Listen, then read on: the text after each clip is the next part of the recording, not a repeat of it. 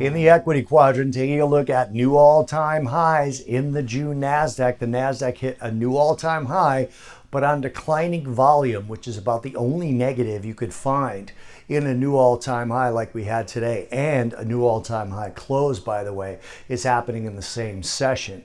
We still have a little time left in the session, so it could come down, but it's got a lot of strength behind it other than that volume. The Nasdaq's volume has dropped for the third consecutive session, as the closing price on the Nasdaq has risen for 3 consecutive sessions. Now, volume is not a precise indicator, but any technician would rather see this happening on increasing volume, not declining volume. The low today, 18,696.25, was down exactly 0.3% from yesterday's settlement of 18,701.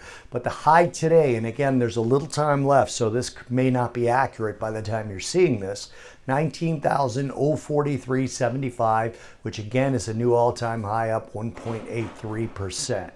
ADP private payrolls today dropped, affecting rate cut probabilities. Now, when I say they dropped, doesn't mean that ADP delivered a negative jobs number.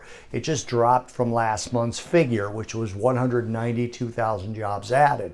For May, we only got 152,000 jobs added, and the expectation was for 175,000 jobs. So this number, looked at in a vacuum, shows a little bit of slack in the U.S. labor market versus last month in terms of private payroll, which is what the ADP figure represents. As of this morning, the market is again pricing in 2 rate cuts in 2024. The first being an almost 59% chance of a September rate cut, and the second being a 41.7% chance of another rate cut in December. These are the highest probability actions for those 2 meetings, which is likely part of what's boosting the Nasdaq today. Also, across the yield curve, we saw bond yields drop, and this is the 4th straight session of yields drops, boosting stocks again across the curve.